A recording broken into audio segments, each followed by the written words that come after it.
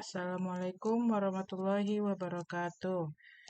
Pada hari ini kita akan melanjutkan materi modul ke-9 mengenai Dynamic Count Penetration atau DCP. Pada pertemuan sebelumnya, kita sudah mempelajari materi mengenai CBR, di mana saya review sedikit. CBR ini tujuan Anda mempelajari CBR ini adalah untuk memahami bagaimana cara pengujian CBR, baik CBR laboratorium maupun CBR lapangan. Kemudian Anda mampu menganalisis data dari hasil pengujian, sehingga yang diharapkan nantinya adalah mendapatkan nilai CBR. Adapun tujuan pengujian CBR ini, di mana pengujian CBR ini terbagi atas dua, yaitu CBR labor maupun CBR lapangan. Yang CBR labor itu adalah labor kering dan basah, dan CBR lapangan ini yang dikatakan sebagai DCP atau Dynamic Count Penetration. Untuk tujuan pengujian CBR ini pada umumnya adalah untuk menentukan nilai daya dukung tanah, ya. Nah, untuk pengujian CBR laboratorium untuk mengetahui dan menentukan nilai daya dukung tanah dalam kepadatan maksimum. Nah, baik, pada hari ini kita akan mempelajari materi mengenai CBR lapangan. Artinya pengujian CBR ini yang kita lakukan di lapangan, yang kita katakan dia sebagai Dynamic Count Penetration atau DCP. Nah, pengujian DCP ini pengujian CBR lapangan atau DCP ini digunakan untuk memperoleh nilai CBR asli di lapangan. Dan umumnya itu digunakan untuk perencanaan tebal perkerasan jalan. Artinya, pengujian CBR lapangan biasanya dilakukan dalam kondisi kadar air tanah yang tinggi atau musim penghujan, atau dalam kondisi terburuk yang mungkin terjadi, karena tujuan pengujian CBR lapangan ini kita bisa memeriksa apakah kepadatan yang diperoleh sudah sesuai dengan yang diinginkan atau belum. Nah, jadi di antara pengujian CBR lapangan yang biasa digunakan itu yang kita disebut sebagai pengujian DCP atau Dynamic Count Penetration. Pengujian DCP ini merupakan salah satu jenis pengujian yang dilakukan di lapangan. Pelaksanaan pengujiannya sangat mudah dan hasilnya dapat diperoleh secara cepat, sehingga akan lebih ekonomis jika dibandingkan dengan melakukan pengujian CBR lapangan secara konvensional. Meskipun demikian, untuk mendapatkan nilai korelasi nilai CBR lapangan yang tepat, disarankan agar dalam pelaksanaan pengujian dilakukan pula pengujian CBR laboratorium secara paralel. Artinya, CBR lapangan kita laksanakan sekaligus dengan CBR labor. Itu bersamaan. Nah, jadi pemeriksaan dengan DCP ini menghasilkan data-data kekuatan tanah sampai kedalaman 90 cm di bawah tanah dasar. Nah, ini dia. Jadi untuk mengetahui kekuatan tanah sampai 90 cm di bawah tanah dasar. Nah, ini alat peralatan CBR-nya yang terdiri dari palu berat 10 kg, tinggi jatuh 46 cm. Jadi ini palunya, hammer ya. Hammer berat kurang lebih 10 kg, tinggi jatuhnya itu 45 cm. Nah, di sini ini batang bajanya ya. Ini batang baja diameter 16 mili.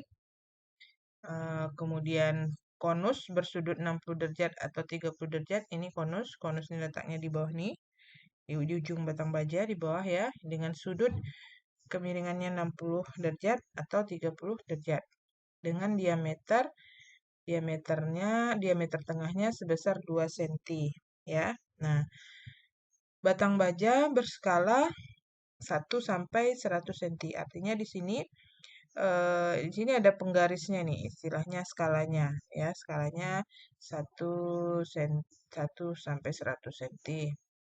Nah, kemudian linggis dan sebagainya. Jadi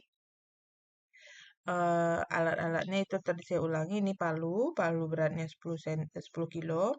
Ini anvil ini landasannya, artinya nanti palu ini dijatuhkan sehingga kerucut ujungnya ini ya, konusnya ini masuk ke menembus tanah ya.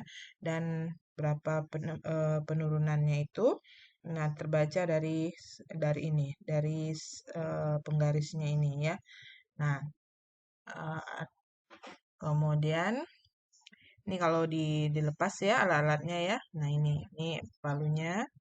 Nah ini batang bajanya. Ya, yang ini yang itunya skalanya ya. Nah mengukurnya. Nah ini seperti ini terlihat. Ini ya, ini batang bajanya. Ini palunya. Ini anvilnya. Nah ini kalau dipasang ya, ini anvilnya, landasan, ini palunya, ini konusnya di sini. Sini penggarisnya ya. Nah, kemudian nanti dia hammernya ini palunya jatuh bebas ke bawah.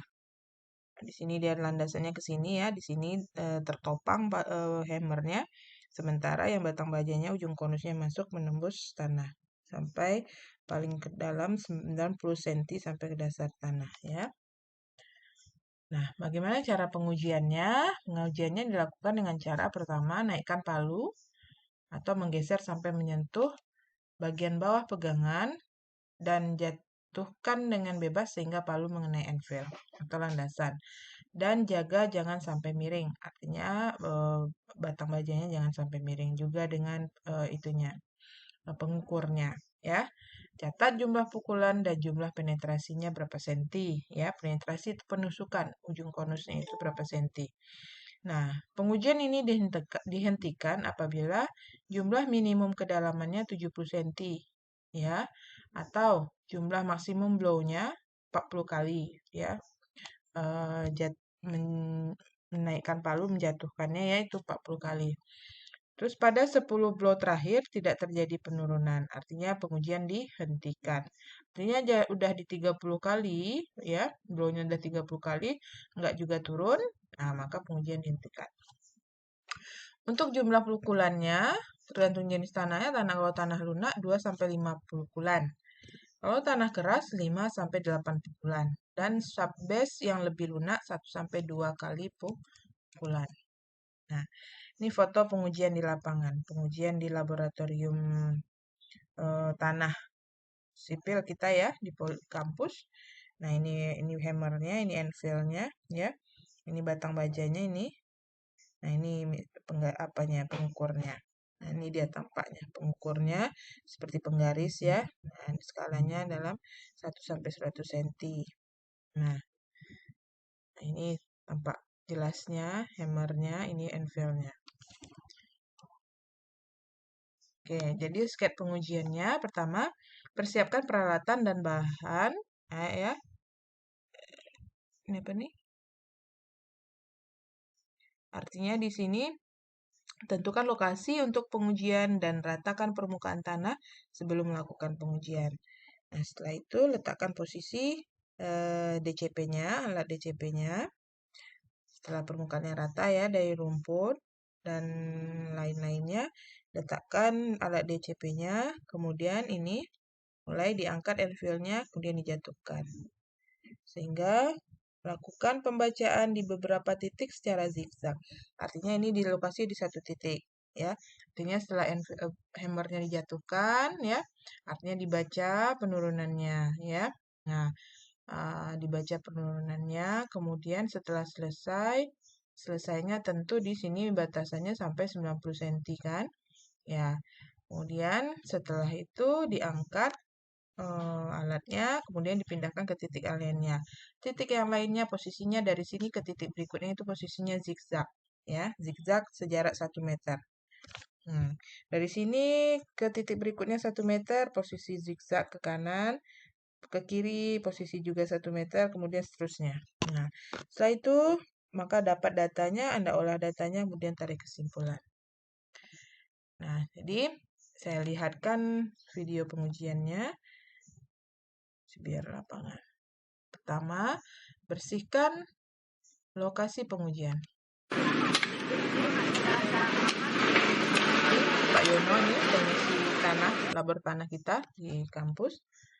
Setelah dibersihkan, jatuhkan beban dan catat penurunan. Nah, itu. Nah, kita lakukan pengujian ini untuk mengetahui kuat dukung, daya dukung dari lapisan tanah dasarnya. Ya, biasanya untuk mengetahui kuat dukung lapisan tanah dasar ini untuk perencanaan tebal perkerasan, ya, tebal perkerasan jalan. Jadi berapa nilai CBR lapangannya? Nah, ini kita akan pelajari nilai CBR lapangan. Kemudian bongkar alat, tidak pernah terjadi.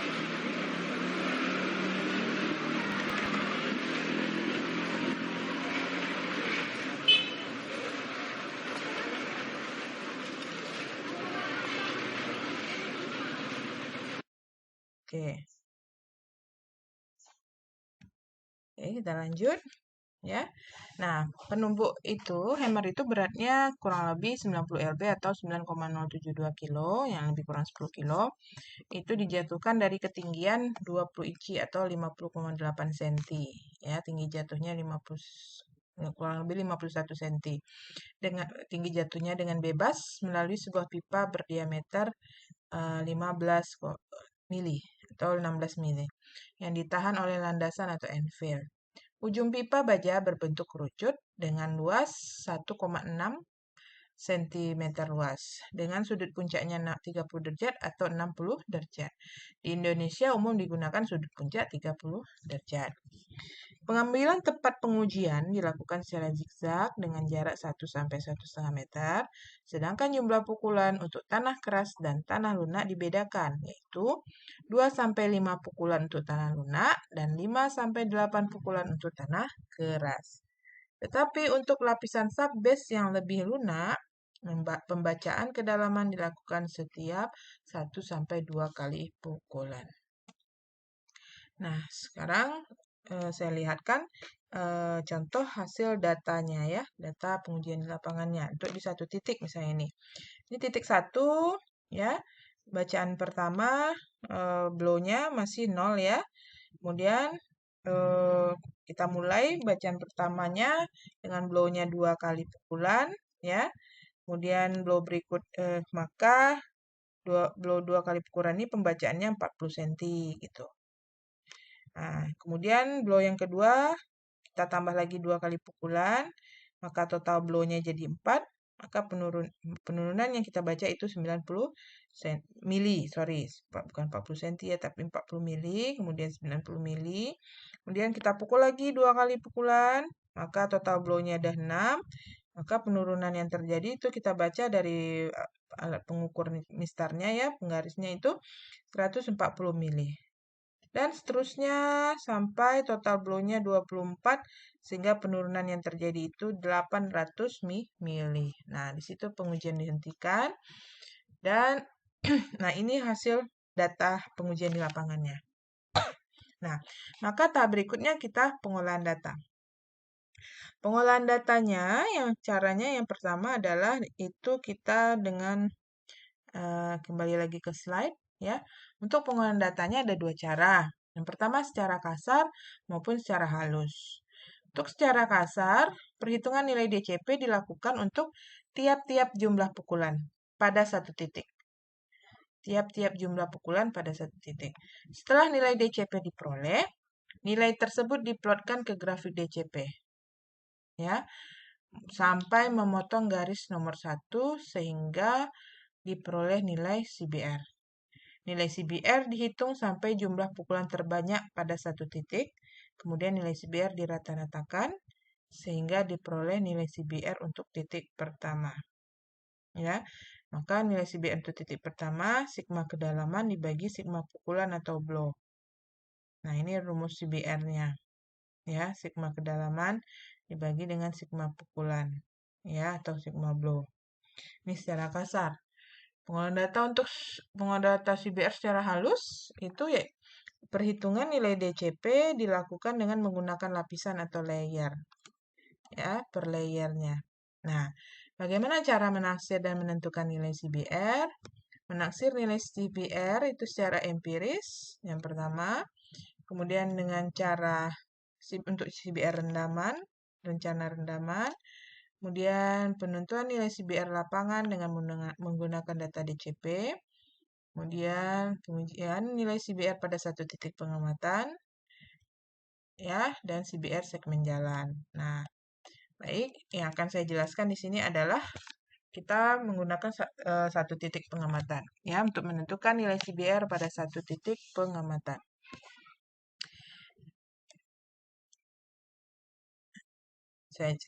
Karena kita menggunakan ini ya, menentukan nilai CBR pada satu titik pengamatan. Jadi kita mau berapa titik kita amati. Artinya lokasi pengujian CBR lapangannya mau berapa meter misalnya, berapa kilo kita lakukan ya.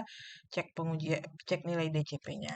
Jadi dalam 1 kilo misalnya dengan masing-masing titik itu jaraknya 1 meter. Nah, jadi sekitar berapa titik. Nah, jadi kita masing-masing titiknya itu dengan cara seperti ini untuk menentukan nilai CBR-nya. Ya, pertama. Ya. Nah, untuk misalkan satu titik tadi, data kita ini tadi ya. Nah, ini untuk Ini untuk satu titik pengujian, untuk titik 1 misalnya, untuk titik berikutnya sama caranya.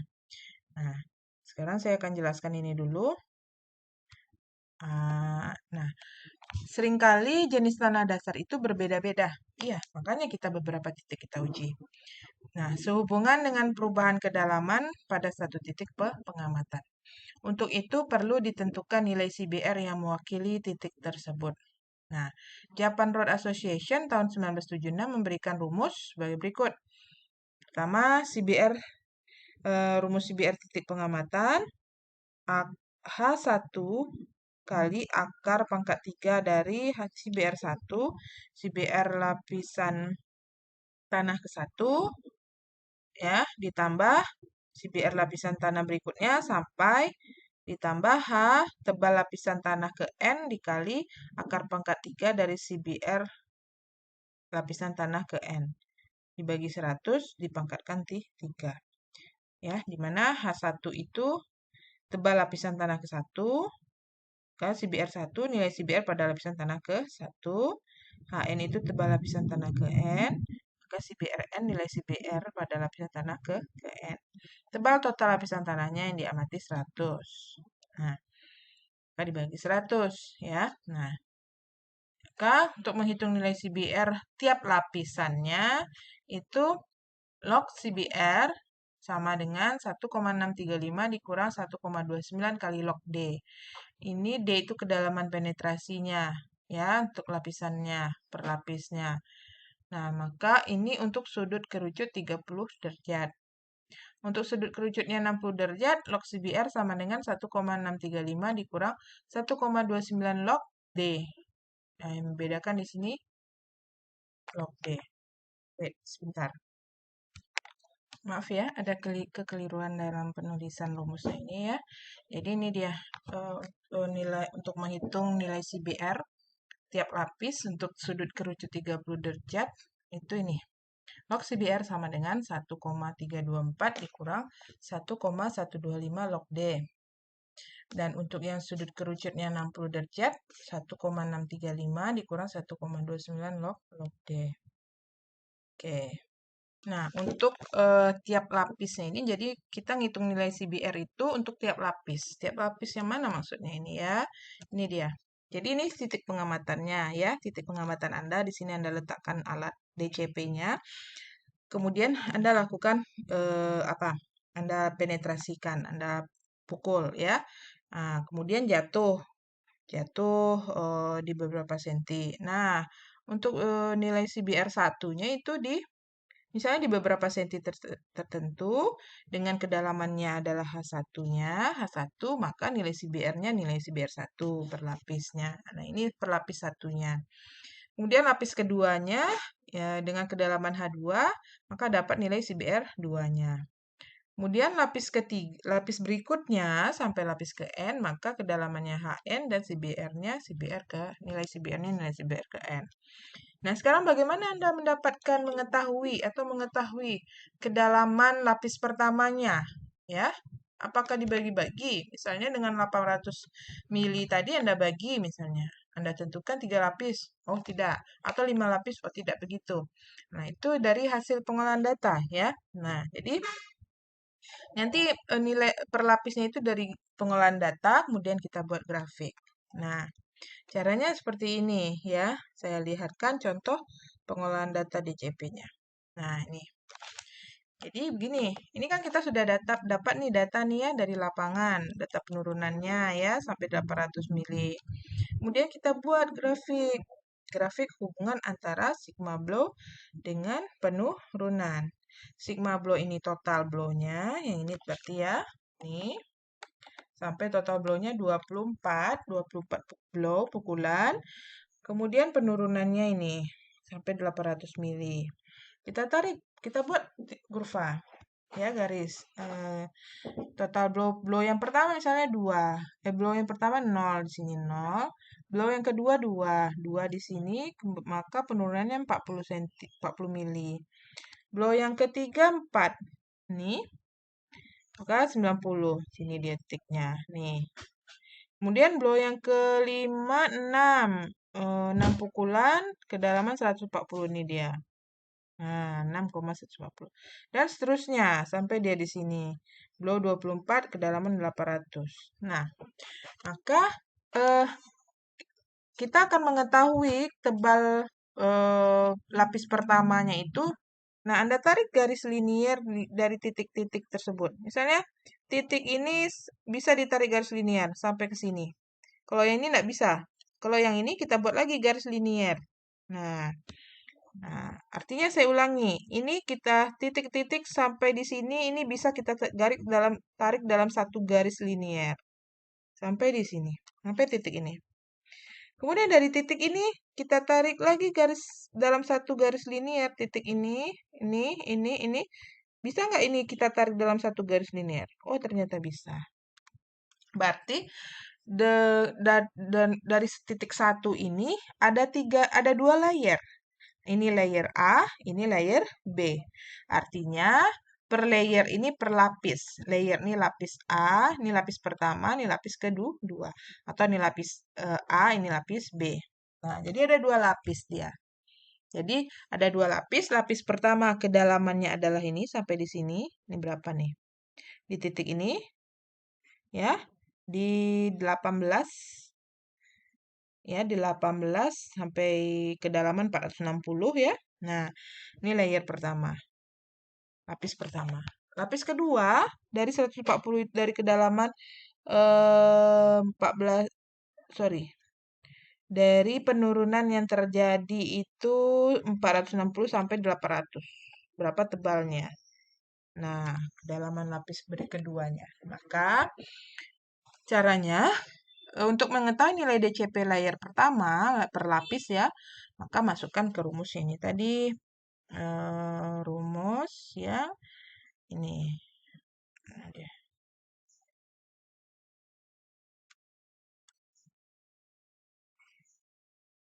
Nih, DCP sama dengan sigma kedalaman dibagi sigma blow.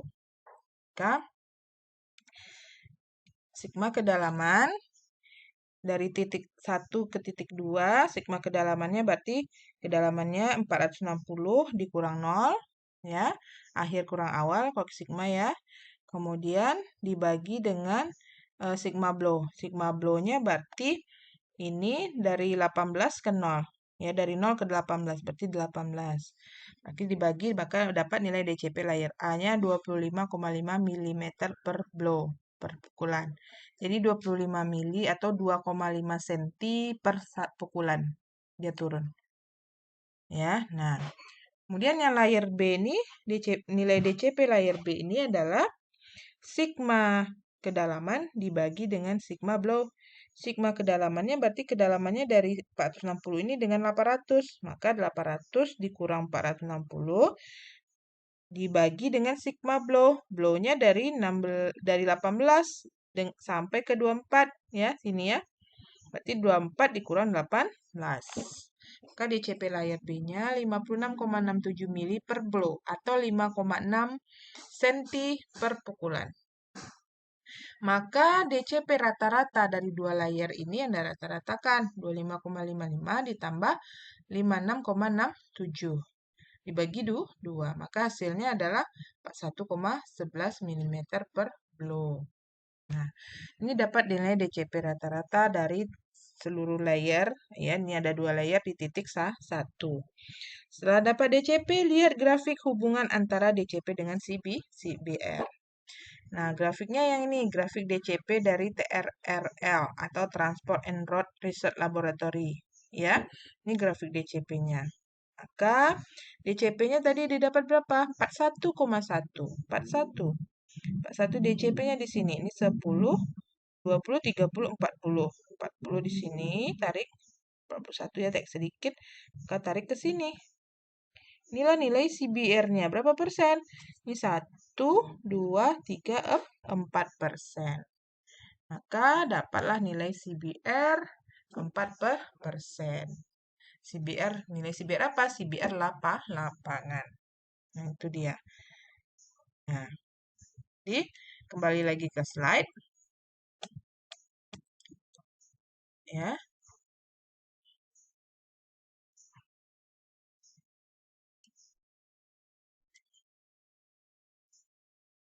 CBR lapangan ya, berlapis. Oke. Kita lanjut untuk CBR segmen jalan.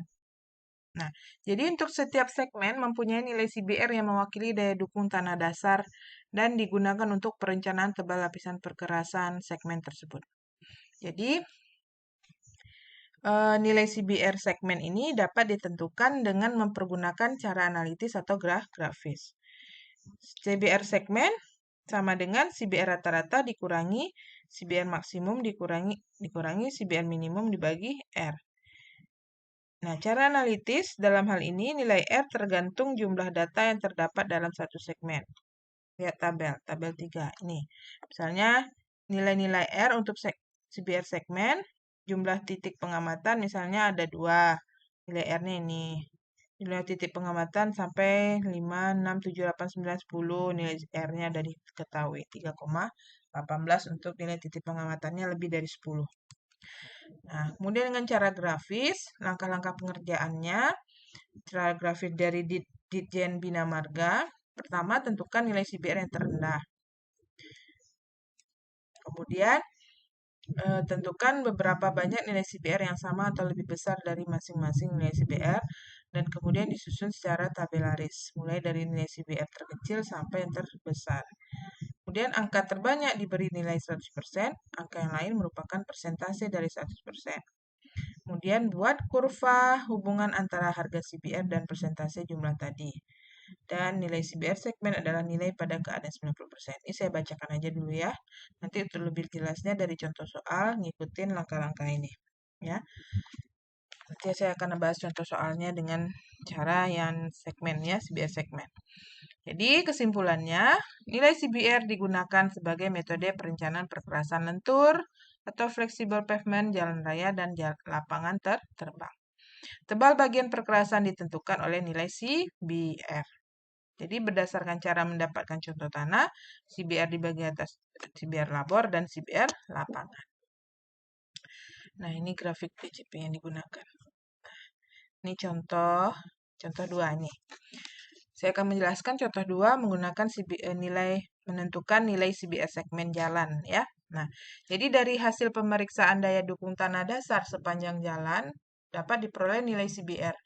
Nah, artinya ini udah dapat nilai CBR setiap titik. Titik pengamatan 1, 2, ini ada berapa titik nih? 1, 2, 3, 4, 5, 6, 7, 8, 9, 10, 11, 12, 13, 14, 15, 16 ya. Ada 16 titik pengamatan. Kita mau untuk mendapatkan nilai daya dukung tanah dasar ya untuk segmen jalan. Kemudian pertanyaannya, tentukan nilai CBR segmen jalan tersebut dengan cara analitis dan grafis. Nah, caranya ini. Memperhatikan nilai CBR yang diperoleh, sebaiknya ruas jalan tersebut dibagi menjadi 2 segmen. Oke. Jadi ruas jalan ini nilai CBR-nya titik 1 dan sampai titik 16 kita bagi 2. Jadi kita bagi 2 jadinya ini 2, 4, 6, 8 ya. Ini 2, 4, 6, 8. Kita bagi 2. Berarti dari sini. 1, 2, 3, 4, 5, 6, 7, 8. Ini kita bagi 2. Ya. Setelah itu, dengan cara analitis, hitung CBR rata-ratanya. CBR rata-ratanya berarti untuk yang pertama ini ditambahin, dibagi adalah 8. Maka dapat 4,375%. Jumlah titiknya ada 8, maka R-nya berapa kalau jumlah titik ada 8? Nah, kita lihat tabel. Nah, nih, titik ada 8, maka nilai R-nya 2,96. Nah, 2,96. Maka di sini nilai CBR minimumnya adalah 2, CBR maksimumnya 8. Maka masukkan ke rumus CBR segmen. Ini tadi ya. CBR segmen ini rumusnya. Nah, ini CBR rata-rata, CBR maksimum, minimum, R. Udah dapat semuanya, masukkan ke rumus. Maka masukkan ke rumus, CBR rata-ratanya 4,375 dikurangi CBR maksimumnya 8, CBR minimumnya 2, R-nya 2,96, maka dapat CBR segmennya 2,348%. Nah, itu dia. Itu dengan cara analitis. Nah, kemudian dengan cara grafis, urutkan nilai CBR-nya dari yang terkecil sampai yang terbesar. Berdasarkan langkah-langkah ini tadi. Nah, tentukan nilai CBR yang terendah, berarti terendahnya dari 2. Nah, angka kedua, tentukan beberapa banyak nilai CBR yang sama atau lebih besar dari masing-masing nilai CBR, dan kemudian disusun secara tabelaris mulai dari nilai CBR terkecil sampai terbesar. Ini dia. Kita susun dengan tabelaris, artinya jumlah yang sama atau lebih besar. Nilai CBR-nya 2, nilai CBR 3, 4, 4, 4, 4, 6, 8. Ya. Nah, kalau nilai ini jumlah CBR-nya ada 8 semuanya. Berarti ini 8 jumlah yang sama atau lebih besar. Ya. Nilai CBR-nya nilai CBR 2 itu ada 1 cuman berarti dia 8, urutkan dari yang terbesar sampai yang terkecil. 8, nilai CBR 3 itu urutan yang ketujuh. Nilai CBR 4, 6. Ini 4-nya ada 4 ya. Urutkan aja. 5, 4, 3, CBR 6, 2, CBR 8, 1. Artinya tadi itu. Tentukan beberapa banyak nilai CBR yang sama atau lebih besar dari masing-masing nilai CBR dan kemudian disusun secara tabelaris mulai dari nilai CBR terkecil sampai yang terbesar. Ya, nilai CBR-nya ini disusun dari terkecil sampai yang terbesar, ya. Jumlah yang sama atau lebih besar. Ini totalnya ada 8, berarti dari 8, 7, 6, 5 diurutkan sampai 1. Setelah itu, angka terbanyak diberi nilai 100%. Angka yang lain merupakan persentase dari 100%. Ya. Ini persen yang sama atau lebih besar berarti 8 dibagi totalnya 8 dikali 100%, maka 100%. Angka yang terbesar itu berarti 100%. Kemudian ini 7 dibagi totalnya 8 dikali 100%, dapat 7,50%. Kemudian ini 6 dibagi 8 kali 100%, 75%. Dan seterusnya, maka di sini 2 dibagi 8 kali 100%, maka 25%. 1 dibagi 8 kali 100%, maka 12,5%. Langkah berikutnya, buat kurva hubungan antara harga CBR dan persentase jumlah tadi. Dan nilai CBR segmen adalah nilai pada keadaan 90%. Nah, kita buat kurva. Nah, kurvanya adalah hubungan antara nilai CBR, sumbu X-nya nilai CBR dengan persen yang sama atau lebih besar. Ini dia. Berarti nilai CBR 2 persennya 100, nilai CBR 3 persennya 87,5. CBR-nya 2 persennya 100, nilai CBR-nya 3 87,5. Ini dia. Dan nilai CBR 4 75 ya. Kemudian nilai CBR-nya 5. Mana dia? Nilai CBR-nya 5. Sini 50. Ini lanjutkan pengolahan datanya ya, berarti 58 kali 100%. Ini 48 kali 100%, berarti 48 kali 100%. Di sini 6, sini 25 ya. 6, 25, 5, 4, 3, ya, 5, nilai CBR-nya 6, 25%, kemudian sampai 8 itu 12,5%. Maka tarik kurvanya dari 100% ini ke sini. Nah, yang di sini tadi nih tidak ada titiknya, tidak perlu. Yang ini ya, dari sini aja karena ini udah sama ini ya. Ini yang titik ini aja yang diambil, yang nilai CBR 4 ini yang 75%-nya aja diambil. Ini tidak lanjut ke sini 25%. Ini kan dari 75 ini lanjut ke 25. Nah, tarik kurva. Nah, setelah itu nilai CBR-nya adalah yang 90%. Yang persen sama atau lebihnya itu 90% tarik. Maka nilai CBR-nya dapat di sini 2,7%. Ya. Nah, itulah nilai CBR segmen dari contoh soal ini. Ya. Nah, contoh soal hasil pemeriksaan daya dukung tanah dasar sepanjang jalan. Ya. Nah, oke. Oke, untuk contoh soal yang lainnya silakan dipahami sendiri. Eh, eh, untuk pemaparan materi saya hari ini saya cukupkan dan kita lanjutkan dengan pemahaman contoh-contoh soal. Dan jika ada yang ingin ditanyakan, silakan Anda tanyakan.